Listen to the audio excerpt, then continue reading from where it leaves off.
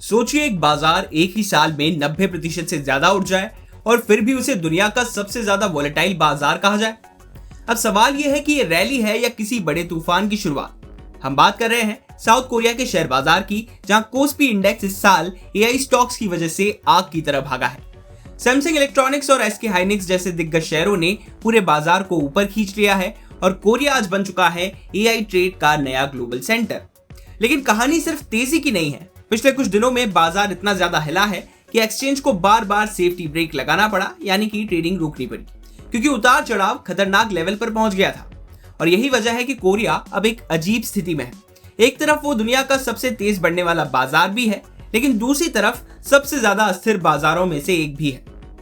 लेकिन अब जल्द ही एक बड़ा गेम शुरू हो सकता है, क्योंकि 23 जून को एमएससीआई एक बड़ा फैसला करने वाली है कि क्या कोरिया को इमर्जिंग मार्केट से उठाकर डेवलप मार्केट वॉच लिस्ट में डाला जाए या फिर नहीं।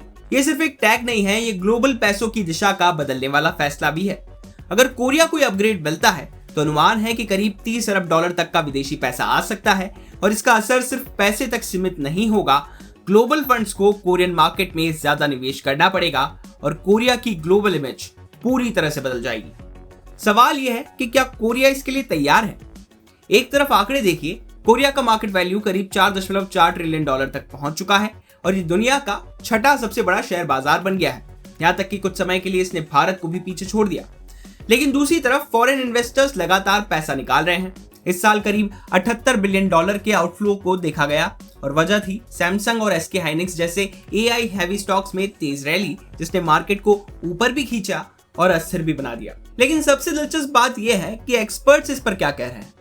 ब्लूमबर्ग के मुताबिक ज्यादातर एनालिस्ट मानते हैं कि इस बार एमएससीआई शायद कोरिया को अपग्रेड नहीं देगा, क्योंकि अभी भी कुछ बड़ी दिक्कतें हैं, जैसे करेंसी ट्रेडिंग एक्सेस और मार्केट कंप्लायंस रूल्स। एमएससीआई ने पहले भी 2014 में कोरिया को वॉच लिस्ट से हटाया था, लेकिन एक बात लगभग तय मानी जा रही है, कोरिया अब डेवलप मार्केट बनने की तरफ बढ़ चुका है, बस टाइम का सवाल है। और यहाँ एक बड़ा सवाल खड़ा होता है, क्या आज एमएससीआई का ये तमगा सच में उतना मायने रखता है? क्योंकि कुछ ग्लोबल फंड मैनेजर्स का कहना है कि कोरिया अब सिर्फ एक कंट्री मार्केट नहीं है, ये बन चुका है ग्लोबल एआई ट्रेड का सबसे बड़ा हिस्सा। सैमसंग और एसके हाइनिक्स मिलकर कोस्पी के आधे से ज्यादा वेट को चला रहे हैं। मतलब साफ है, अगर एआई चलता है तो कोरिया चलता है। और अगर एक नजरिए से देखा जाए तो ये सिर्फ कोरिया की कहानी नहीं है, ये कहानी है एआई रैली की, ग्लोबल पैसा कहां घूम रहा है उसकी, और कौन सा बाजार अगला बड़ा विनर बनेगा उसकी। 23 जून का एमएससीआई का फैसला सिर्फ एक घोषणा नहीं होगी, ये ग्लोबल मार्केट्स के अगले ट्रेंड की दिशा तय कर सकता है। और सबसे बड़ा सवाल यही है कि क्या कोरिया सच में अगला डेवलप मार्केट सुपरस्टार बनने जा रहा है, या ये एआई रैली बस एक तेज लेकिन अस्थायी तूफान है। बिजनेस से जुड़ी बाकी तमाम खबरों के लिए आप देखते रहिए बिज़ तक।